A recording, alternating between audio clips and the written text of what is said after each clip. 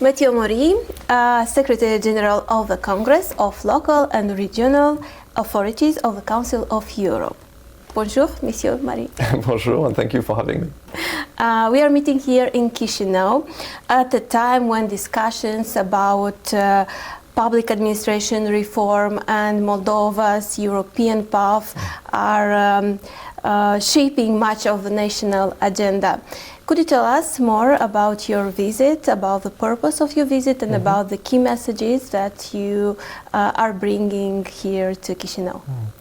Yes, well, as you know, the Republic of Moldova holds the presidency of the Committee of Ministers of the Council of Europe at the moment, and every time there is such a presidency, we organize one of our bureau meetings of the Congress in the country. So we are primarily here to have our bureau meeting later today, but also we take this opportunity, of course, to have bilateral meetings with authorities. And yesterday we had an event also with local representatives of national associations, the government, and members of the Bureau to understand, as you say, a bit more about the reform that is taking place at the moment, and to try and have an exchange with the national authorities and the local authorities about this reform, because the Congress is the institution within the Council of Europe dedicated to the promotion of local democracy.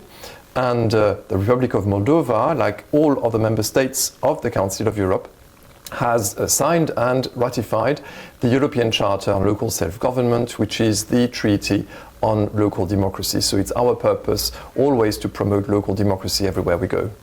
I know you visited Sirets yesterday, and you took part in the roundtable Local Voices, Shared Goals, Advancing Local Democracy. What did the local authorities tell you?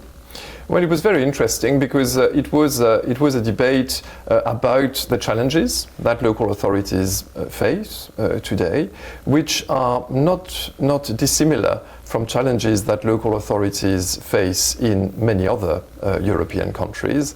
So, of course, the relationship between the local and the national authorities can be challenging at times, and this is something that our monitoring visits actually witness. Here in Moldova, this dialogue is getting better and better. Every time we come and we monitor, we see that this dialogue is getting better. There is always, in all countries really, challenges when it comes to financial means of local authorities, and Moldova is the same, but again, it's getting better. And of course, you mentioned the reform that is currently being discussed. I was about to ask you that. This reform is currently being discussed, and we are, of course, as always, open to assist the government in discussing and implementing this reform and giving legal advice and political advice to the government.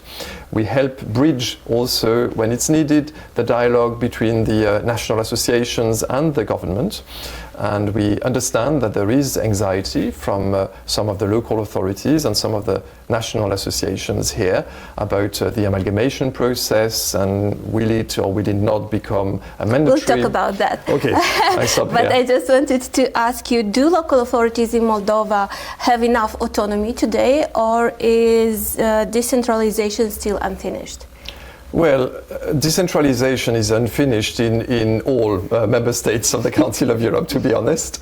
The monitoring of Moldova, the last one, took place in 2025.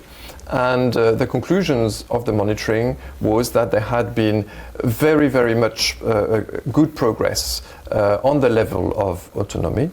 But the monitoring also stressed that there could be better financial means, better fiscal decentralization, and indeed amalgamation is a topic, a hot topic, not only in Moldova but in many places. But the treaty on local democracy doesn't say anything against amalgamation. The important thing is that if this happens, it needs to be discussed and widely consulted with national associations. Speaking about amalgamation, as you mentioned it, many mayors and local authorities fear that this process could weaken smaller communities or make them lose their identity. How would you respond to that critics? And in what ways is the Congress helping to build consensus? Well, maybe I'll start with the second part of the question. Building consensus is one of the key role of the Congress. We've been playing a big role in building capacity of the National Association CALM and other associations in the country in order for the National Association to be able to have a meaningful dialogue with national authorities, and of course it's our role also to talk to the national authorities to encourage them to have this dialogue. So we are always here if the dialogue is complicated, which is not necessarily the case today, but sometimes it is, and then we are very happy to help. On amalgamation per se, there is no magic formula. So it's not my place to say if amalgamation should happen or should not happen. It happens in some countries and it works very well, and it doesn't happen in other countries. The important thing again is consultation. I understand that at the moment amalgamation is happening from the free will of the municipalities, which want to test. It's the first step of Exactly, it's a first step. I understand that the government does not rule out the possibility at some point to impose amalgamation if amalgamation is not happening at a certain pace. So as long as there is consultation, it's not my place to say if it should happen or should not happen. Again, in the Treaty on Local Democracy, there is nothing against. The important thing is consultation, and each country is different. So it's for each country to determine what would work best for them. But what about these myths that it can lead to losing identity of the small villages, for example? How would you respond to that? Well, you know, I think if I take my personal example, I'm French, and in France we have 36,000 municipalities, which is an enormous amount. Impressive. It's the biggest amount in Europe. And so I understand how municipalities and small municipalities are terribly attached to their identity. France has decided at some point that there were too many small municipalities and designed a framework in which small municipalities could get together in order to have more weight and more means to operate without disappearing. They just get together, amalgamate and get together. It took some time, but I think no one today would go back. Everyone has realized that it was more effective for the smaller communities, and they have not lost their identity. So I'm sure Moldova will find a way, its way, to make that happen without threatening the personality of the municipalities. But with just a year and a half until the next local elections, is it enough time to fully implement Moldova administrative territorial reform so that new units, powers and resources are in place before the vote? You're right in saying that, and this is good practice from that we promote, not to push for reforms just before an election. Now, I must say that when we say that, we mean not to change the legislation, a few months before the election. I mean, 1 year seems reasonable to. It's a long enough time before the election for people to get used to it. So I wouldn't be too worried. I wouldn't be too worried about that, and I hope. For the next election next year that we will receive an invitation to observe those elections, since this is also part of the mandate of the Congress. Mr. Mori, Europe is facing growing political polarization, and Moldova is no exception. In this context, how can mayors and local authorities help reduce political divisions in communities where people are deeply split over major issues? Well, I'm glad you raised this, because this is really the core of the reason of why there is a Congress of local and regional authorities within the Council of Europe. The Council of Europe, as you know, is an intergovernmental organization, but yet from a very, very early stage, the Council of Europe decided that it was very important to have the voice of local authorities. Why?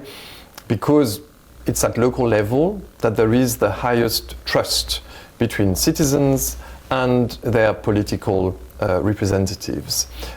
In all European countries, all surveys show that the highest level of trust in public action is at local level. So we believe at the Council of Europe very much that if you manage to preserve this very special link between citizens and their local political leaders, well, that you do something right for fighting polarization. And if we lose this link of trust, then I think we will be in deep trouble. It's also the level where citizens have their first experience of democracy and sometimes make their own first step in political engagement by running for local elections. So it's a level of governance and a level of trust that we really need to preserve. I would like to ask you specifically about Гагаузия region, because their relations between central and regional authorities have at time been tense. So how can dialogue and multi-level governance mechanisms help prevent political fragmentation and strengthen national cohesion? Well, first of all, I should say that within the national delegation of the Republic of Moldova to the Congress, there has been historically a representative of Гагаузия. The national delegation will be renewed in March this year, and I trust that there will again be a representative. So that's a useful link for us to hear the preoccupation of Гагаузия. There has also been a tradition to observe elections in Гагаузия. So we have a working relationship that works quite well within the Congress. And at the Council of Europe level, be it in the Republic of Moldova or elsewhere, we also witness that sometimes when the dialogue is complicated at the national level, at the local level, because local politicians face the same challenges and they manage to have a dialogue that sometimes lead also to help the dialogue at national level. So we always promote this dialogue at local level in the hope that it will trigger also further cooperation at national level. I'd like to discuss the EU integration also, the process in more detail. So is Moldova moving fast enough in strengthening local democracy, or is Europe expecting more? Well, I think Moldova is on the right path to join the European Union. You are one of the champions when it comes to that. As a Congress, we are a key partner of the European Union when it comes to the evaluation of the state of local democracy. Since we have the international standard on local democracy, we are in very close contact with the European Commission, and they consult us for their regular country reports on the state of local democracy. The last report, as I said, was rather positive and at least showing signs that the country is going in the right direction. So on the level of local democracy... What are these signs? Sorry? What are these signs? These if you can signs? Exemplify. Better dialogue between the national government and the local authorities. That's a very important aspect. Also the fact that the National Association has grown in its capacity to have this dialogue. We also see that the local authorities are slightly and slowly getting more financial means. It's not enough, but the trends are positive. So we see positive signs, and we see that those signs also align with the recommendations from the previous reports. So we see political will to implement reform that the Congress and the Council of Europe are promoting. And in that sense, I have no doubt that at least on the chapter on local democracy, the conclusions will be positive. But 5 years from now, what would make you say that Moldova truly succeeded in building strong local democracy?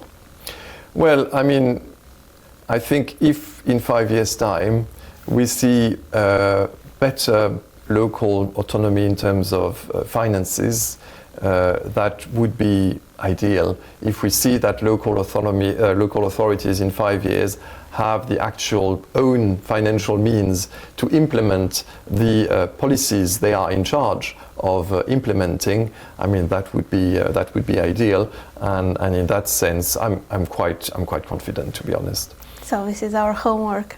Exactly. It's the homework of most countries, believe me. Thank you so much, Monsieur Mori, for this valuable insight. Thank you very much.